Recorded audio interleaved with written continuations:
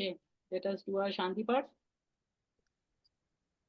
Om Tvam Hina Pitavaso Om Tvam Hinah Tamhina Pitavaso pitavaso Tvam Mata Shatakrato Bhuvitha Tvam Tvam Mata mata Shatakrato shatakrato babhuvita Babhuvitha Adhate Sumnamimahe Adhate Adhate sumnami Sumnamimahe Om Shanti Shanti Shanti.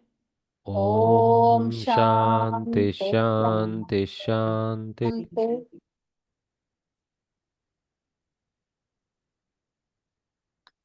Okay, so first, any questions are there? Maybe, I mean, the question is, sure, I guess one organizations apart from the various dharmic mats that do conduct yajnas, which I'm aware of. I think your group does it very religiously, I think, right? Arya Samaj. Arya Samaj, yeah, they typically do every Sunday morning. Uh, Huh. it will not be called an Arya Samaj if it doesn't do the Sunday morning Havan. But Oh. now people who do morning, evening every day are very few. And it is becoming difficult also. You don't get Samhita and Havi you still might get, but Samhita and all becomes a problem sometimes. So, So you participate in some of those Havan functions yourself? yeah, yeah, yeah, I do. Okay, excellent. All right, Bhagini, that's all. Because we read a lot about Agnihotra here. So, did you guys read about the Pancha Mahayajnas in my book? Myself, you kindly excuse, I couldn't. I'm sorry. Okay, Shanta, Savi, Prashanti, you are aware of the five Mahayajnas, Pancha Mahayajnas, or Ji. yeah, Savi will know. Prashanti and Shanta, clear? Yeah. Okay. Okay. So let us start with the fifth verse in the second khanda of the first mundak. Eteshu yascharate Eteshu Eteshu yascharate yascharate rajamaneshu rajamaneshu rajamaneshu yatha kalam chahutayo yata yatha kalam kalam chahutayo chahutayo hyadadayan hyadadayan hyadadayan tam nayantyetah tam tam nayantyetaha nayantyetaha suryasya rashmayo suryasya suryasya rashmayo rashmayo yatra devanam yatra yatra devanam devanam patireko thivasah. patireko patireko dhivasaha. dhivasaha. Good, we have Prashanti to keep us in tune. Okay, so we will be doing a few more verses on Havan. So we studied the seven types of flames which were there, and Anuj had suggested that they are part of the yajna only. So that is what we will see now also in this verse. So it says, "Eteshu yash charate bhrajamaneshu yatha kalam." So in those flames, the person, uh, the lighted up flames, Rajamana, lighted flames, the person who puts the ahuti um, in a timely fashion, yatha kalam. Ahutayaha hi adadayan. That person, these ahutis, they take along with them tam nayanti. They take this person who does the homa, they take along with them suryasya rashmayo yatra uh, etaha suryasya rashmayo, they along with the rays of the sun, yatra devanam patihi ekah adhivasah, where the pati, the lord of the devas, the one lord, of the Devas, he resides, where his residence is there. Okay, so basically what this is saying is that the when you perform homa in a regular fashion and in the appropriate manner, then these ahutis become your punya and they take you to swarga. Okay, so they take you along with the rays of the sun. This is one thing which comes repeatedly in Upanishads. I don't recall if in Prashna we had seen rays of the sun, but we have seen otherwise also. In Upanishads, we find this association uh, with the soul which has achieved moksha, being going along the rays of the sun. But here in this particular case, actually, this is a person who has not achieved moksha but has only done good deeds.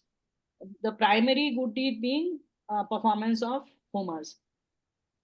So yatra devanam patihi ekaha adhivasaha. This here is of course talking of God, and devas are natural forces. So these natural forces are ruled over by the Lord, and where He is uh, per se, He resides everywhere, right? We know that He's exists everywhere in the universe. He's um, omniscient, sarva vyapak, but there is a place where you come closer to Him. That is why we say that He resides over there. Actually, you reside close to Him. The soul resides close to Him. Okay. Clear? One interesting question, thing I was seeing between with fourth and fifth. Fourth Mm-hmm. describes these seven different types of flames with the Names. different coloration, imaginations, and speed imagination, etc. beautifully. Mm. We also know that Surya Bhagavan is always shown with Sapta Hayarata. So, That is actually the seven colors of the rainbow. oh, okay. I mean, it's Yeah. not suggested by these colors which are there in. No, no, no, no. These, as you can see, they are basically red and gray. Those are the colors, if you had to speak of colors, and blue. But it's more the nature of the flame. For example, the one which produces lots of angaras, sparks. So that is, per se not colors. So this is again little bit imaginary. Okay, it is a little hyperbole that um, the ahutis take you along. So we will see the continuation of that slightly imaginary part in the next one also. But the underlying fact, of course, is what the author wants to convey. Ehye hiti Ehye hiti tamahutayah suvarchasah tamahutaya suvarchasaha suryasya rashmabhir suryasya rashmibir yajamanam vahanti yajamanam vahanti priyam vacham priyam vacham Vacham अभिवदन्त्योर्चयन्त्य abhivadantyorchayantya एषवः पुण्यः yeshavah punyah कृतो ब्रह्मलोकः. sukruto brahmalokah. So ahutayah suvarchasah, those very radiant ahutis, tam ehi iti priyam vacham vadanti. So they say to that soul as they are transporting it that come with us. Like this, they say sweet words. Suryasya rashmibhir yajamanam vahanti. Along with the rays of the sun, they take the yajaman along. They carry him. Abhivadanti archayanti. They greet him and they honor him. एष वह पुण्यः सुकृतः ब्रह्मलोकः. This is your this is the Brahma Loka, which you have attained through your Sukritas, and this is essentially your Punya. So they take him to Swargaloka. Swargaloka is, if you remember from Prashnopanishad, those of you who have done that, Swargaloka was the moon. So it is said that the souls that have done a lot of good, they are transported to the moon, and there they enjoy happiness without a sorrow for a small period of time, or maybe a large period of time, who knows. And then they come back. So that is Swarg. They don't have a body, probably they just have the subtle body but not the gross body. Is not no longer attached with the thing, and that is why the sorrows and the diseases which afflict us in the gross body are not there, and you live a happy life. So when the two Ajyas, the Prathama two Ajyas that is described as submitted, one in the name of Surya, one in the name of Chandra, essentially one as the carrier, one as the destination, literally. Yeah, okay. Okay. So we don't know too much about this, so we shall not spend too much time on it. So now, having said that, brought out the importance of performing yajnas, now the sage, he takes a U-turn. So in the next verse. So let us say the next verse. Plavahyete Plavahyete adridha yajna rupa adrudha yajna rupa ashtadashoktam ashtadashoktam avaram yeshu karma avaram yeshu karma etachreyo ye etat shreyo ye abhinandanti mudha abhinandanti muda jara mrityum te jara mrityum te punarevapi yanti. punarevapi yanti. So he says, yajna rupa plava ete adridha. He here means but. Okay. But all these good things happen when you perform the yajnas. But these plava is that which floats. So these are boats. These are like boats which are adridha, which are not stable, not reliable. In these there are ashtadasha avaram karma.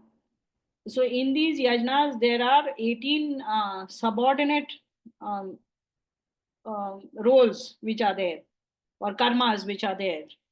So what are these subordinate karmas? I will just tell you. एतत् श्रेयः ये अभिनन्ति मूढाः ये मूढाः एतत् श्रेयः अभिनन्दन्ति. Those foolish people who say that these yajnas are shreya, are very good, very auspicious, those that will take us towards moksha, essentially. Jara mrityum te punarevapi yanti. They attain old age and death, two things that we all fear, again. And what is implied is again and again, till they continue to keep thinking that these yajnas also are good enough for them to attain moksha. So basically, the Upanishad Kar is telling you that this is Angira is telling us that just performing yajnas is not the end of it. That is also a worldly deed. So it can only take you so far. Up to Swarg you can reach, and you will have a good life. You will have a time when you will spend without any grief, any sorrow, any problem. But it is not the most reliable of things. It is not the greatest of things. Bhagini, one question. See, previous couple of verses actually exalted the benefits of yajna and say everyone should do it. Correct. But here, I think since he's specifically referring to 18 avara karma, so I don't think all yajnas are being pointed to by this verse, right? No, it is all yajnas only. So I will tell you what the avara karma is. But this yajna rupa is without any distinction. So all yajnas, this will become clearer to you as we proceed. Basically, Yeah. what the Rishi trying to say here is the yajnas definitely give you punya, does not give you moksha. Correct, exactly. Okay, Uh, so what are these 18 karmas? Raunak, you ask your question. She won't see the raised hand no, because she is not the host. No, I okay. am seeing, I am seeing. I'll just ask after this verse because I think it's continuity. So let's Okay, continue. sure. Yeah. So I will tell you what are these 18 karmas which are involved in any yajna. Well, not any yajna, but the bigger yajnas. Okay. So you have the three Vedas. I told you how the Vedas are considered as three, sometimes and not four. So for each of those three Vedas, you have one Ritvik. Ritvik, I think you understand, right? One Pujari, in other words. Hota. So the one who performs the along with those the hymns from that particular Veda, he will perform the ahuti. So for Rig Veda, the Ritvik is Hota. For Yajurved, it is Advaryu, and for Samaved, it is Udgata. And on top of all these is Brahma. Brahma is the one who knows all the Vedas, and so he can correct any of the Ritviks if they are making a mistake and say chanting or performing any karma. So he is the one who knows all the karmas. So he presides over the yajna. And each of these, so there are four of these, okay, and each of these has three helpers. So totally we get 16 people.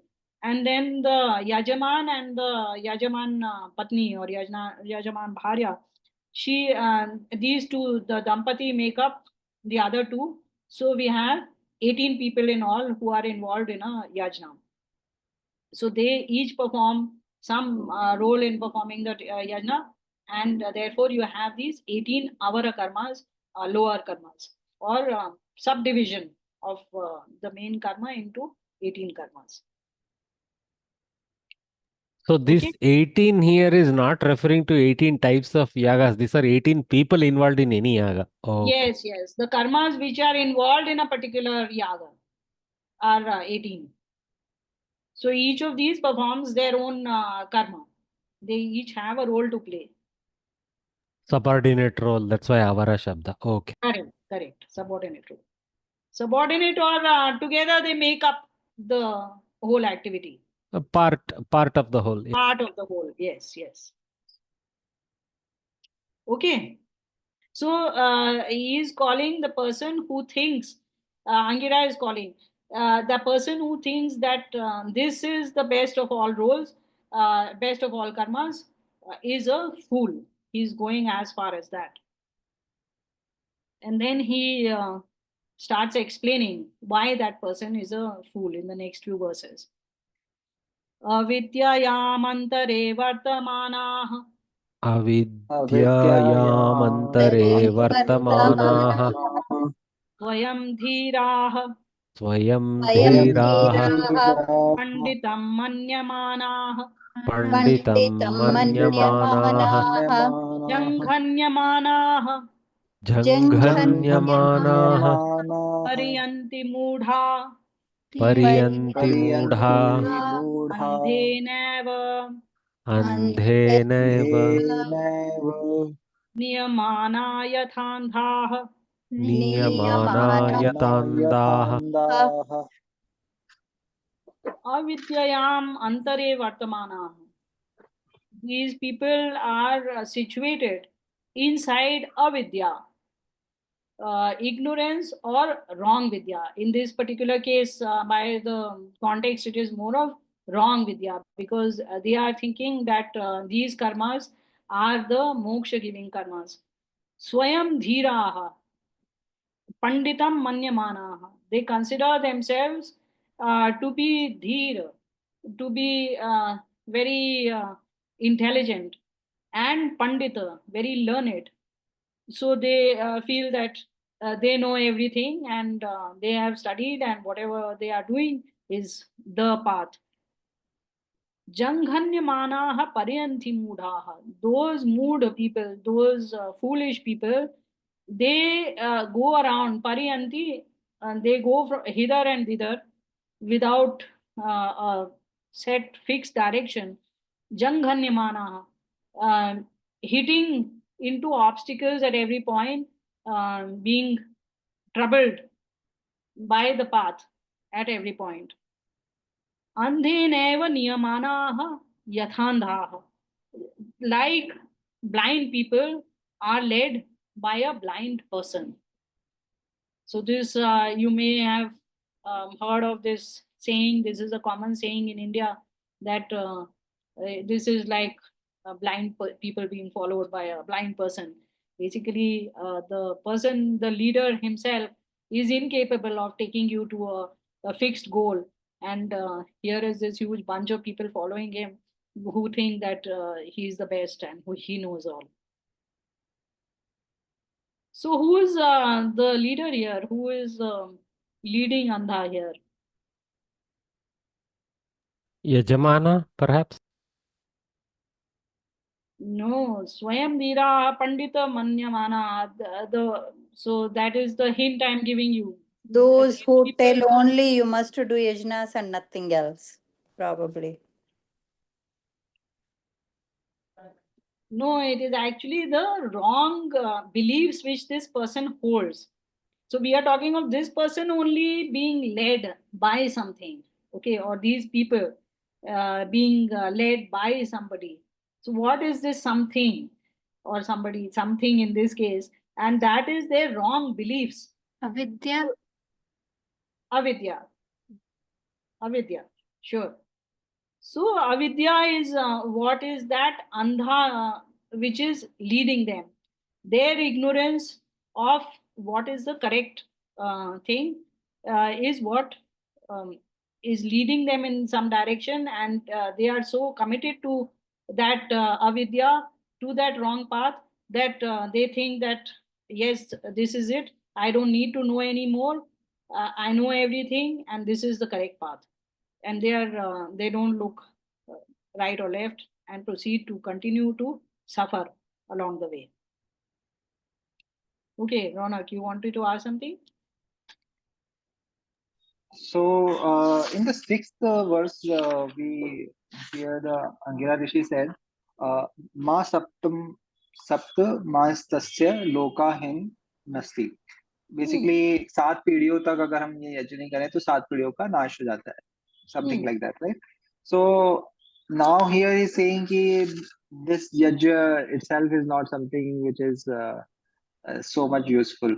So aren't these like a contradicting statement, where the rishi wants to take us, whether he wants us to perform these yajna or whether he wants us to Yeah, leave these yajna? I had the similar question, Uttaraji, because in previous one you said that दुखों से निवृत्ति हो जाती है, जो यज्ञ करते हैं उनको कोई शारीरिक या कोई दुख नहीं होता, and they reach स्वर्ग.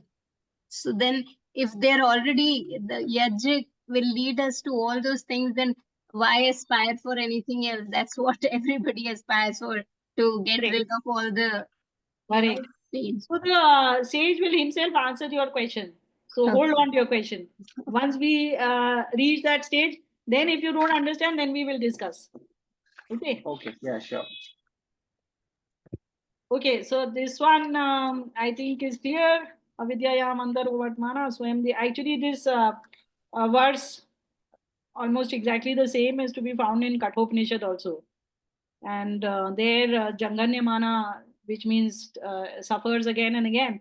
Here, there it was Dandramyamana, that he wanders here and there. That is the only difference. So this was a popular verse in those times. And now Angira continues with that theme and elaborates upon it.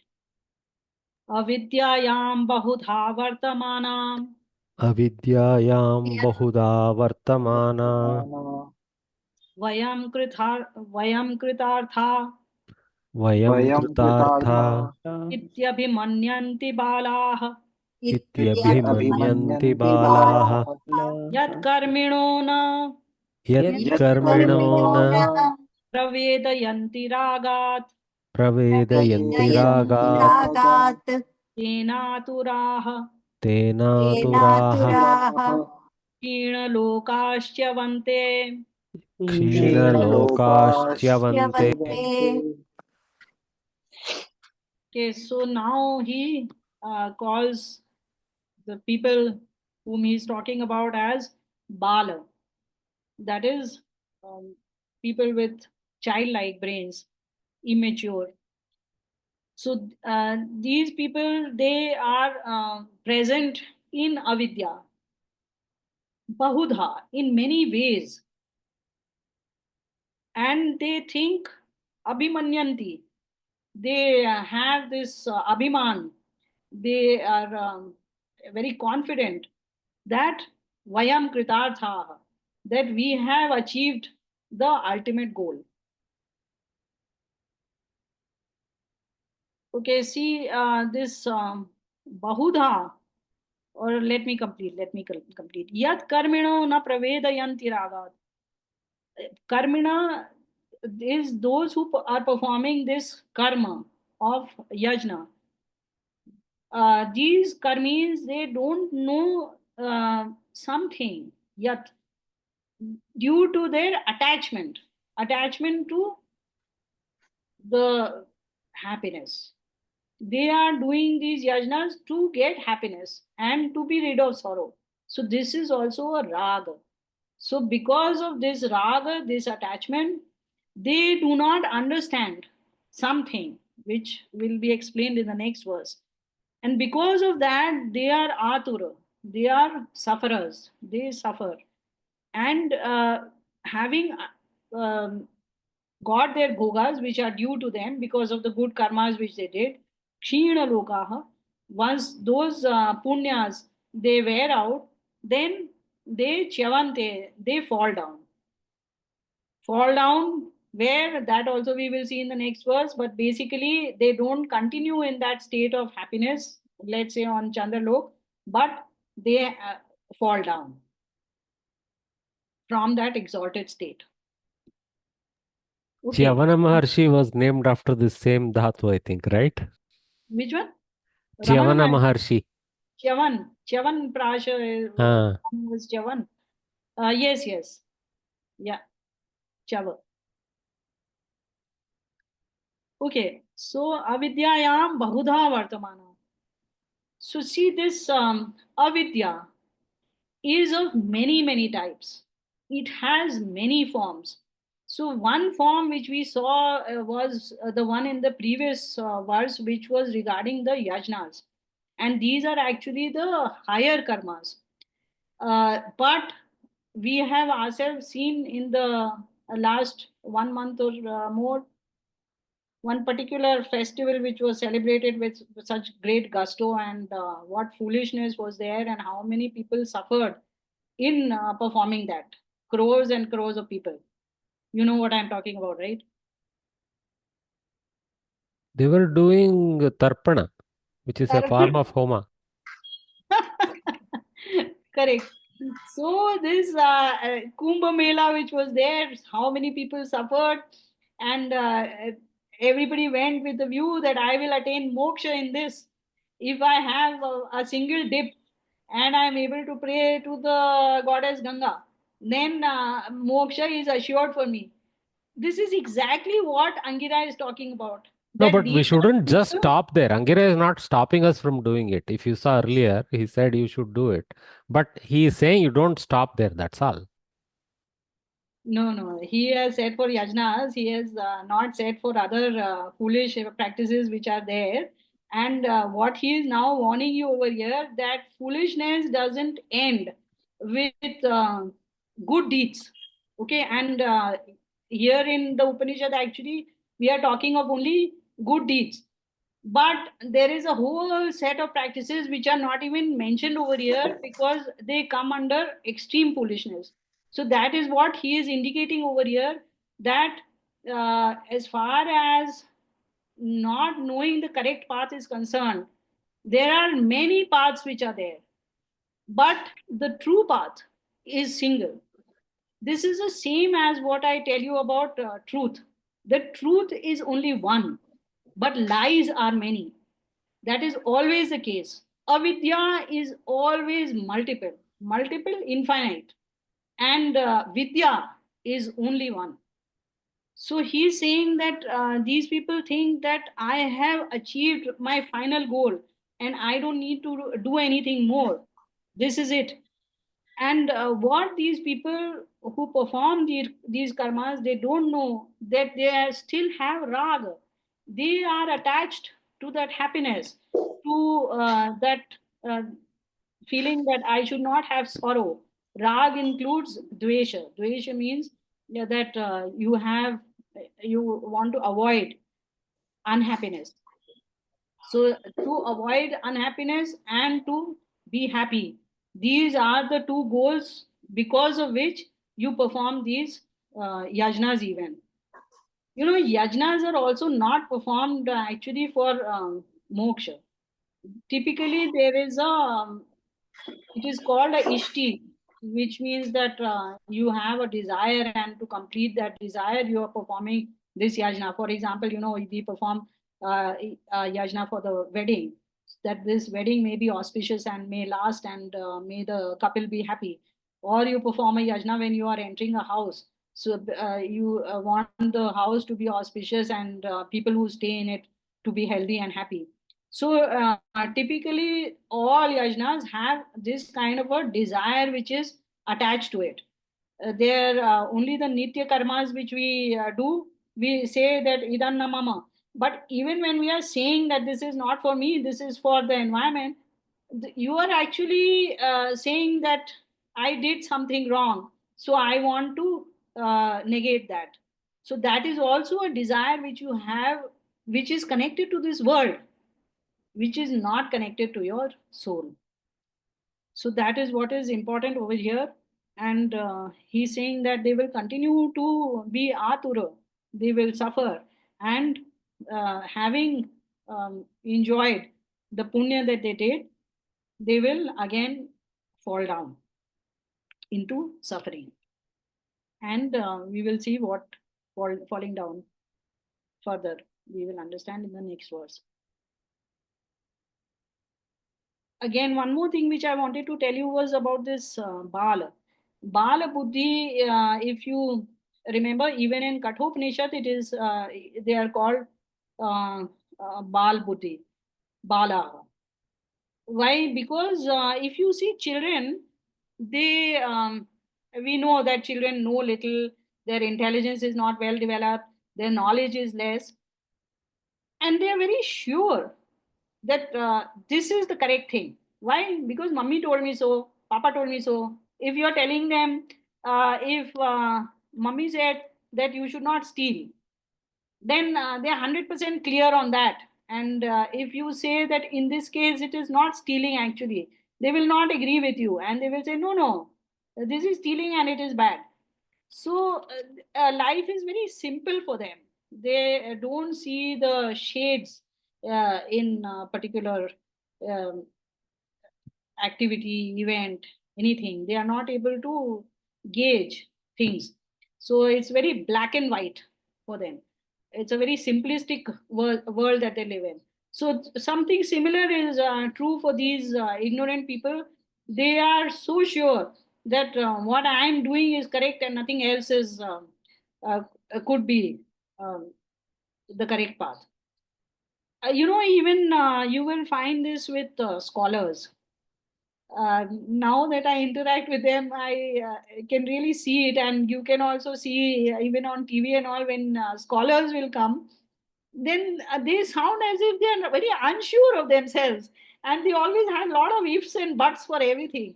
While people who know very little, we have one US president these days, they are very, very confident. This is it. There is no other way. This is the best way.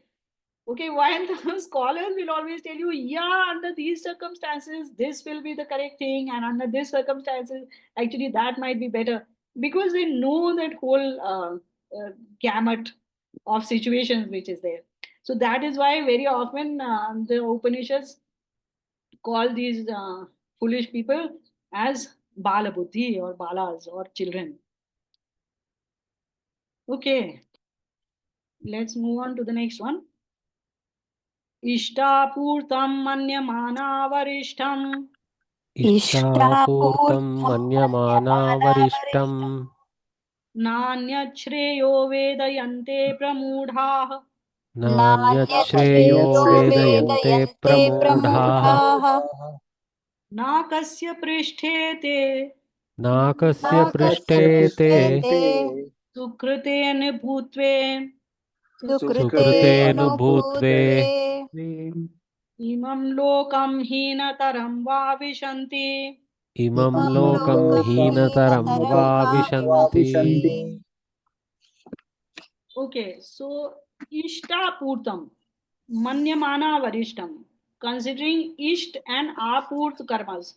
Isht is performing yajnas, and Apurt is performing benevolent acts, like setting up a hospital or a school or um, a, eatery for the underprivileged, giving free food, things like that. Ishtaputam Manyamana Virishtam, considering these acts to be the highest, to be the best. Na anyat shreyah vedayante pramudhaha, especially foolish people. They think that there is nothing which is more auspicious, better than this, more kalyanakari than these acts. नाकस्य पृष्ठे ते सुकृते अनुभूत्वा, on the peak of swarga, they enjoy the benefits of their good deeds. Imam lokam heenataram va vishanti, this loka, that is the human body, or even lower bodies of lower level species, they enter after having experienced the happiness of their good deeds. Okay, so are you beginning to now get answers to your questions? Raunak and Savi. Ji. Let's go over it again slowly. So Isht and Apurt, these are the two top level good karmas which are there. Okay, one is performing yajnas, which, as I told you, is for the benefit of all creatures, and Apurt is also something which is done with a view to benefit a lot of people. So these karmas are the top of the line karmas. Others have not even been considered, the lower karmas.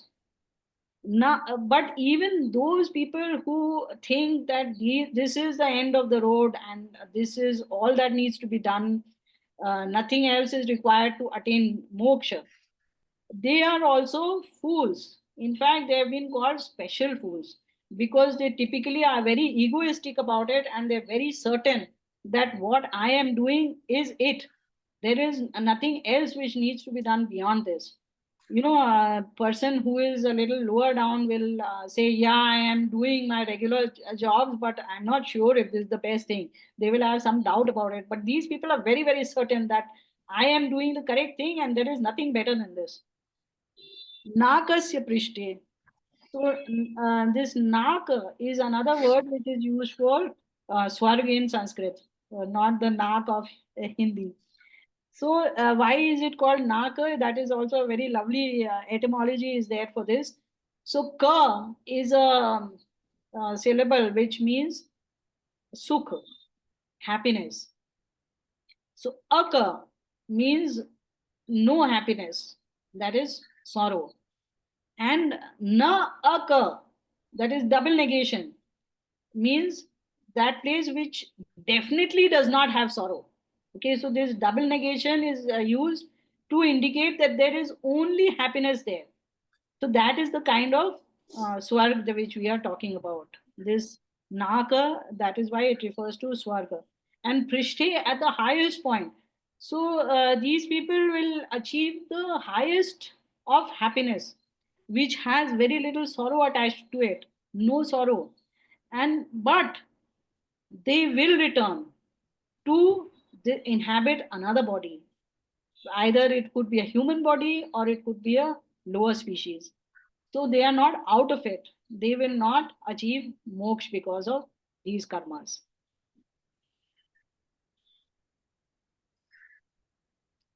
Savi and Ronak, shall I continue? You want to see in the next verse? It will explain you even more. Then we will see whether you can. Yeah, sure.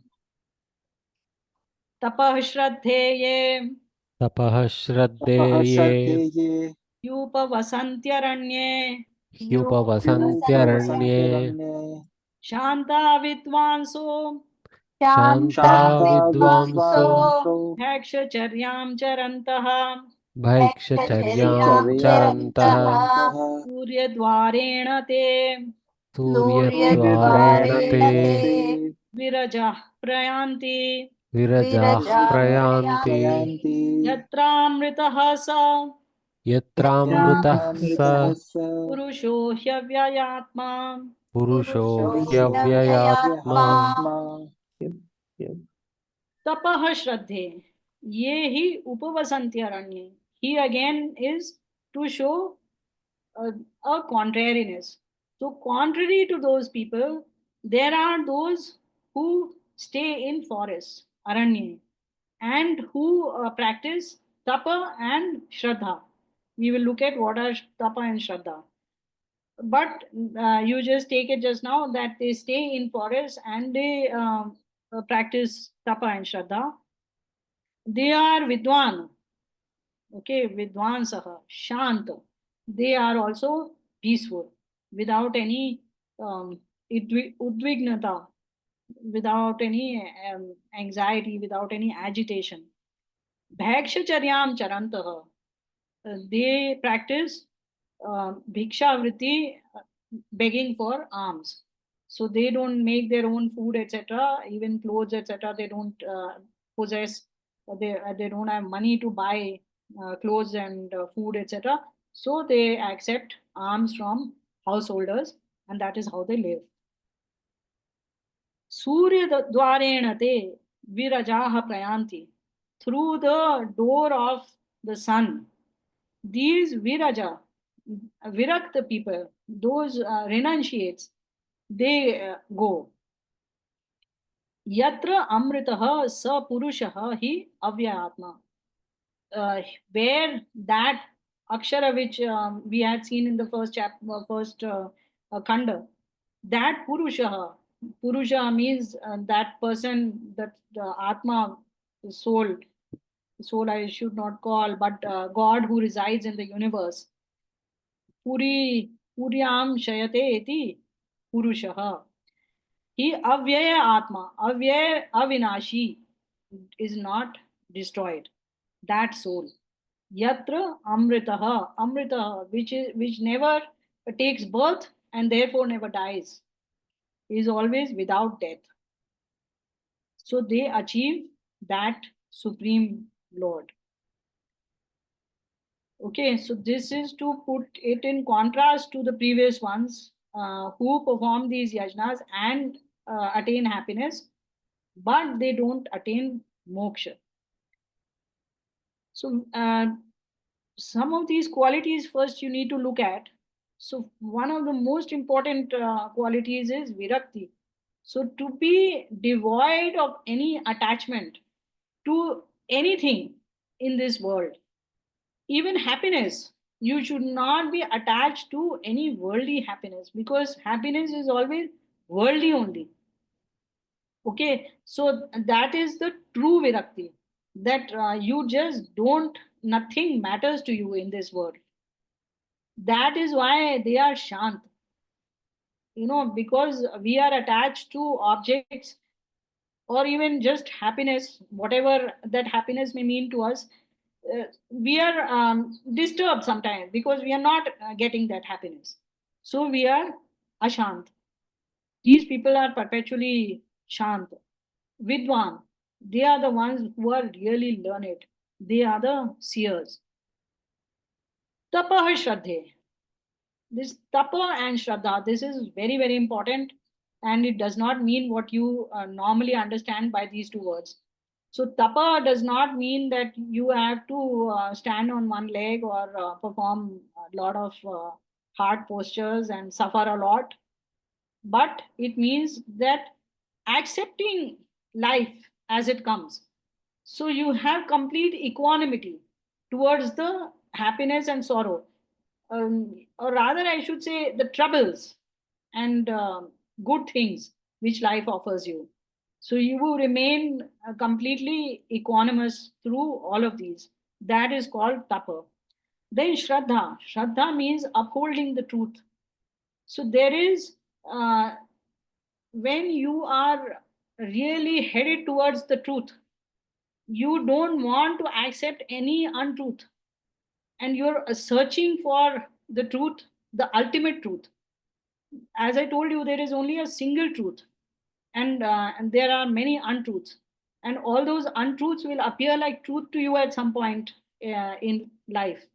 But these people have decided, no, I will search for the truth, and then I will stick to it. See, this is what we typically normally don't do. We have learned that this is the truth, but we say it's okay, we'll do this also, we'll do that also, it doesn't matter. What does it matter? But these people are not like that. They, once they have discovered the truth, they will just not give it up.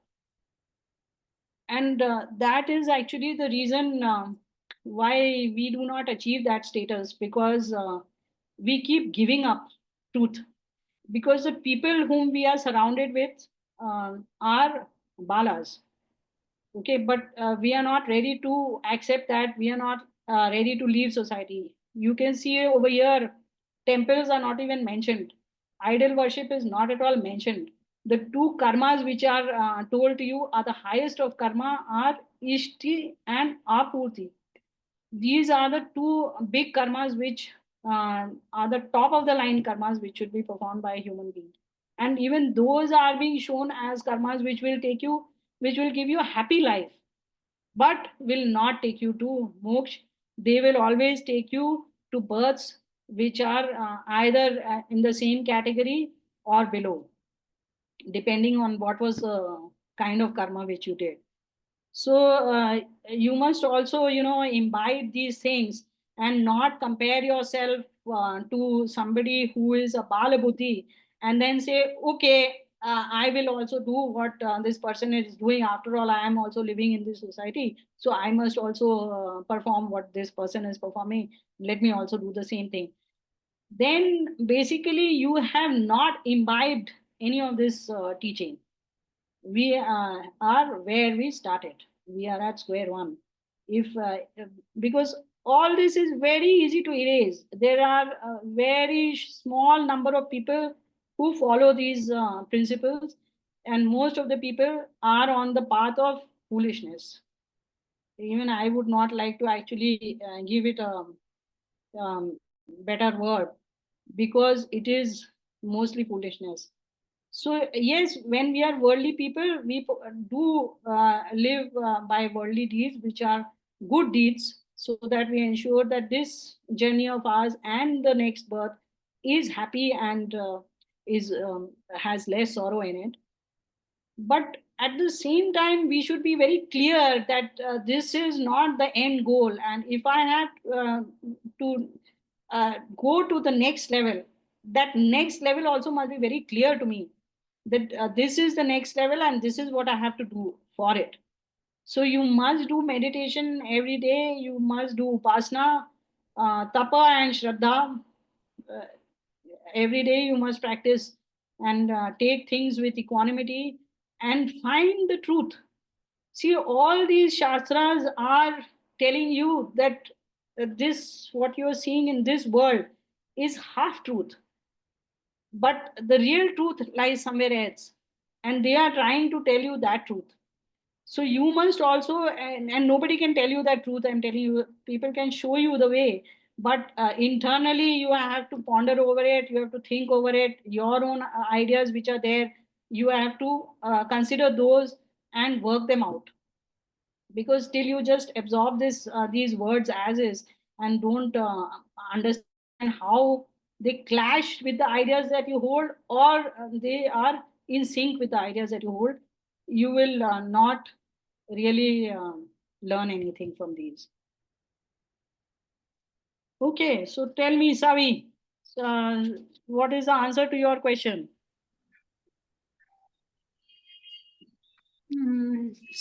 So, what I have understood is do the karma without any attachment, of do the nishkam karma. That is what will, I mean, no attachment of happiness and sadness, right? That's what you have to do. So this thing which I must tell you, which is written in the Darshan Shastra, Sankhya Darshanam and Yoga Darshanam, and is indicated here as well, Right. is that you cannot do Nishkam Karma. Nishkam Karma is done only when you have seen the self, when you have actually had Viveka Khyati, when you Right. have really seen the self. That is when your karmas will be devoid of any desire altogether. Till Right. then, your karmas will actually have desire in them. The only karmas which don't have desire in them are the ones by which you acquire knowledge. So, when you acquire knowledge, and I can say when you have a desire for mukti, so when you are looking for moksha, that is not considered as a desire because it is not a worldly desire. Right. Right. So when you are looking for any worldly thing, which includes happiness, health of the body, or health for somebody else, or happiness for somebody for whom you are doing dana, all these are worldly desires, either for yourself or somebody else. Just because it is for somebody else, it doesn't make it a non-worldly or a karma which is without desire, a nishkam karma. So this nishkam karma is a myth. See, even in this verse, he is not saying those who perform nishkam karmas. No. Tapah shraddhe, upavasanti. They reside in tapa and shraddha. And they are involved in upasana with him. They meditate upon him. They study texts which tell them what he is like. They interact with people who tell them what is the path to that leads to him. So that is the way that you have to attain moksha. Ma'am, Hmm. Nishkam karma is quite linked with Shraddha in terms of, if we try to, link these two, because sometimes people can create a kind of a bhavna in them, ki, okay, this is what has been prescribed to me, I'll do it as this prescribed, as per the prescription, without attaching my own emotions, feeling, and desires to that karma. Uh, Sometimes people are able to attach to that kind of, uh, kind of what we say, bhavna, shraddha bhavna, to the words of God. Like, So let's you are say they, talking of blind faith. no, Okay. no, let's say, I'm not talking of blind faith. Let's say something is prescribed in Vedas, and that person does exactly what is prescribed in Vedas, considering that these are the words of the God. So let me do it without attaching my own desires to it. So won't that be counted as a nishkam karma and shraddha karma? So Shraddha, as you are rightly pointing out, is also something where you have found a teacher, where you have faith in that teacher because of whatever reason you have considered the various aspects of that teacher and found out that this teacher is reliable and is not going to tell you something which is incorrect. He is actually a Brahmaveta. So we will actually, Angira will be telling us some more about that as well. But so you have discovered a person whom you can rely on to tell you the path. So when that person tells you something, then you accept it. Like Angira is telling us something. So here we are accepting. We are, without even knowing Angira, but just by the fact that this Upanishad has come down to us through millennia, and people have said that yes, what this Upanishad says is great. So we also develop this feeling that yes, this must be the truth, and therefore we are studying it and we are saying that this is the path to moksha. So to that extent, that is also shraddha and upholding of the truth. So you have used your criteria, which are logical criteria, for figuring out what is reliable and what is not. And this is not such an out of the way thing. When we my favorite example, when we believe that Neil Armstrong walked on the moon, neither have you seen him walking on the moon, nor can a photo not be altered, nor can the speech of the person who's telling you Neil Armstrong comes to you in front of you and says, I walked on the moon. You still cannot be sure that he walked on the moon. He could be lying. But you believe it because so many people have said it, and there are various reasons why you have analyzed that data in your own way, in your own mind, and many experts have said that there's yes, it is correct. So you believe those experts and you say yes, Neil Armstrong must have walked on the moon. I cannot corroborate this information, but this information must be right. So similar practice we also follow when so many people have corroborated that this Upanishad, what it says is correct. Since we are with a small buddhi and small experience, we say that okay, what they are telling us, it must be correct. Let us follow this path, and we uphold that truth. That is why it is called Shraddha, and it is not blind faith. That is the pit into which so many Indians are falling today, that they know this thing about blind faith and that you have to have blind faith in your guru, and that is why the guru takes them for a ride, and they all fall into it.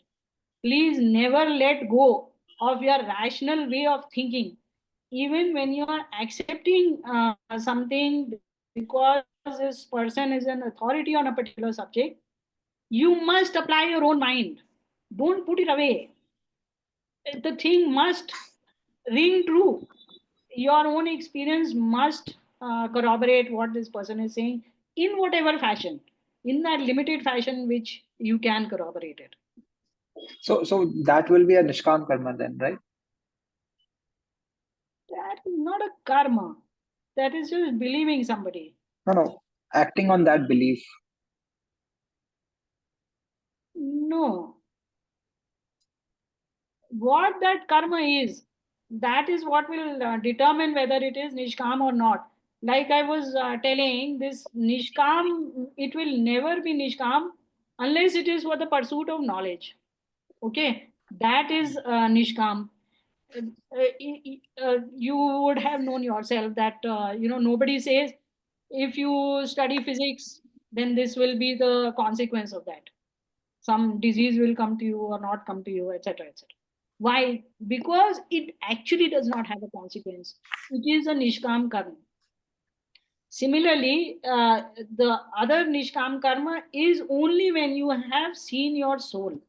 When you know that you are different from this body, that truth has dawned upon you, only then will you do actions which have nothing to do with your body. Till then, in whatever fashion, you and your body are linked, and you will be working for something for your body, somehow or the other. So it will always be sakama karma. Okay. And just one last thing. the first verse of this second chapter, which tells us about Sukrat Loke, and this 11th verse, which tells about Moksha Lok, basically, like Surya Dwara. So, are these inclusive, or basically, how would I put? Are these are like parallel linear thing which needs to be achieved, like first Sukrat Loke and then Moksha, or someone can jump directly to the Moksha Lok? You can jump directly. You can jump directly. So if the virakti comes to you early, then you can definitely jump from being a person who performs good deeds to a person who attains moksha. Oh, Yeah. So So I interesting is also, Surya Dwara is common for both paths. correct. I was just going to talk about that as well. That this Surya Dwara is another thing which you will find repeatedly. That for the person who attains moksha, he attains Dyulok. Okay, so Dyulok is supposed to be where the Mukta Atmas reside. Okay, we cannot comprehend this whole thing fully, but we find this repeatedly being mentioned. There are some Vedic verses as well, hymns which also talk about this. In fact, these last two verses which had talked about the person who performs sukritas going along with the suryasya rashmi, with the rashmis of the surya. Actually, that is supposed to be the path taken by the Muktatma.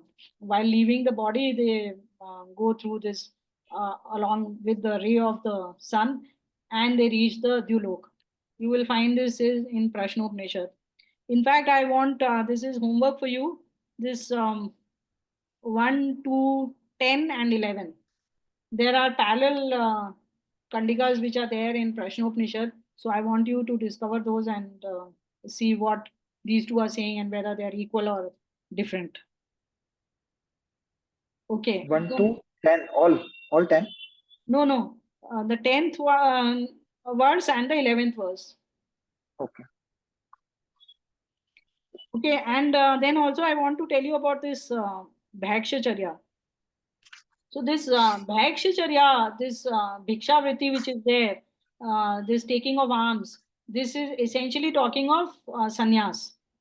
Okay, so this sannyas is something which is, I remember Anuj also used to have this question every time that sannyas is not right, that is giving up your responsibilities. So this is a thing which is uh, said in our, this is a path which is ordained for the soul that wants to attain moksha. Because, see, if you want to make your own food, you have to get acquire all the ingredients for that food. You have to get the pots and pans. You have to get the firewood, etc. Whatever fuel is required to cook that food. So all that you have to accumulate and keep it and store it and take care of it, for which also you need money. So you probably need to earn something every time. You will not be able to go and beg. Anyway, we are looking at something which is different from begging. So that means you will need to spend time in earning money and to acquire all these things.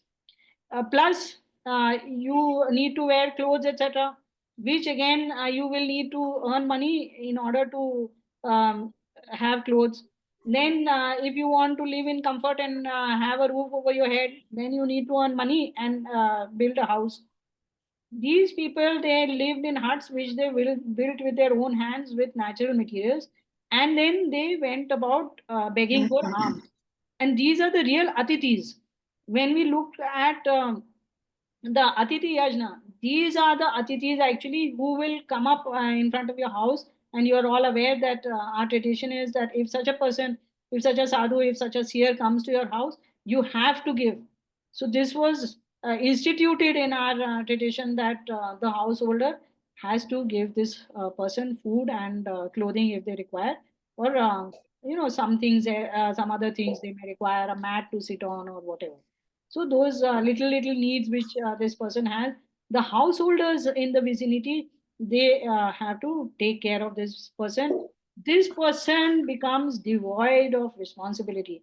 If there is any responsibility, out of gratitude for what the householder is doing for him, this person is supposed to give the upadesha, all that which he is realizing, what he's spending time on in understanding what is God, what is the right way of living, all that he has to communicate to the householder. And the householder listens with Shraddha and tries to understand and imbibe the Upadesha of this person. So that is the Bhikshavrati which is prescribed in our text. Okay. Any other question is there? No. In Please fact, do the think same over. Bhiksha is applicable as a student also.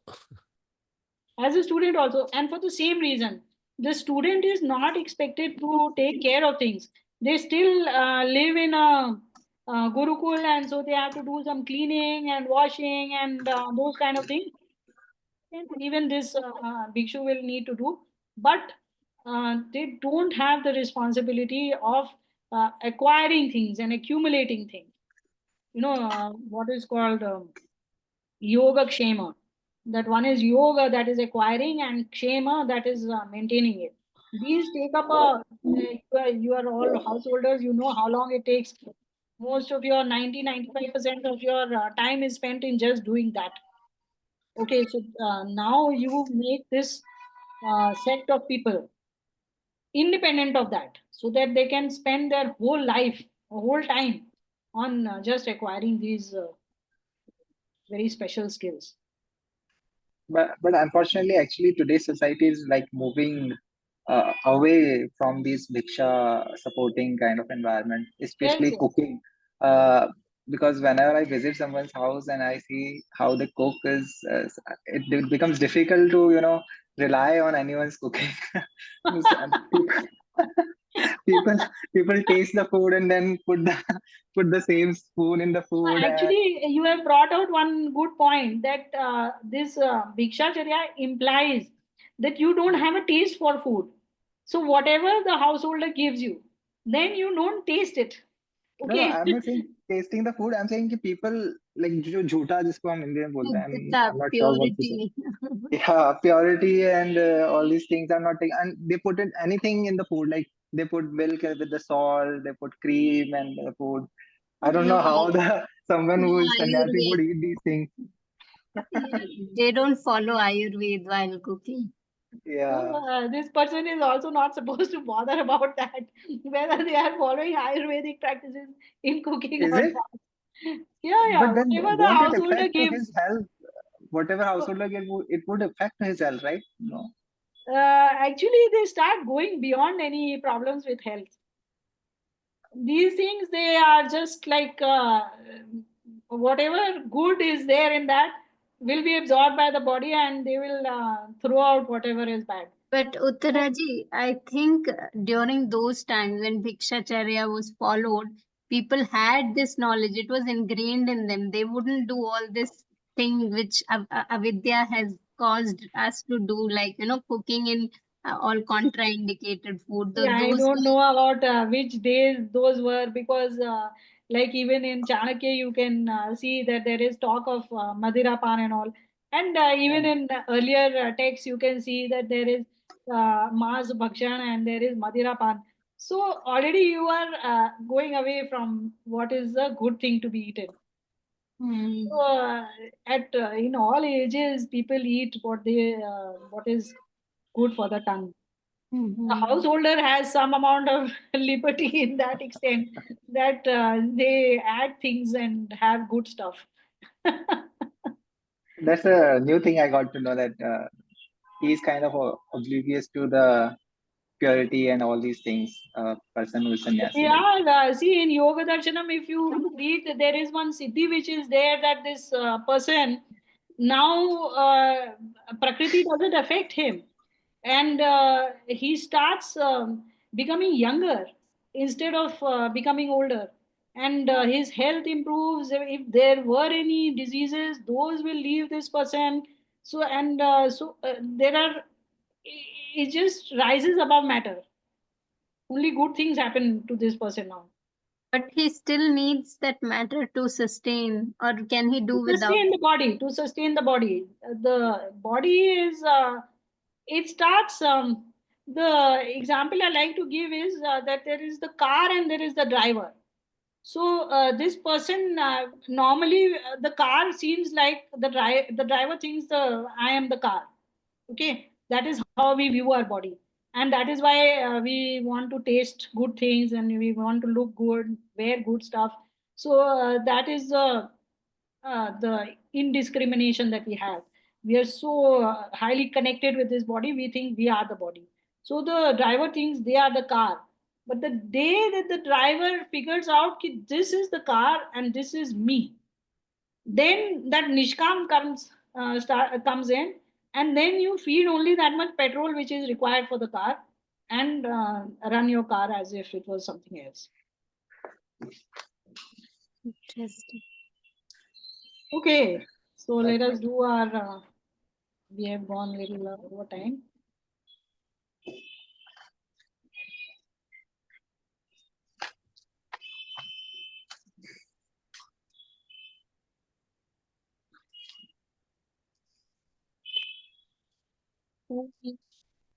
याते रुद्र शिवा तनूर ॐ याते रुद्र शिवा तनूः अघोरा पाप काशिनी अघोरा पापकाशिनी भयानस्तन्वा शन्तमया तयानस्तन्वाशन्तमया गिरिशन्ताभिचाकशीः गिरिशन्ताभिचाकशीः ॐ शान्ति शान्ति शान्ति। ॐ शान्ति शान्ति शान्तिः धन्यवाद धन्यवादः धन्यवाद आचार्य। Namaste. Thank Dhanyavad. you. Happy Holi to everyone. Happy Holi to everyone. I Holi. was going to start with that and then I forgot. Happy Holi. Happy Holi. Happy Holi, everyone. Today we do yajna, right? On Holi. Correct. Yeah. Sukrit Marg. See you. Bye. Bye.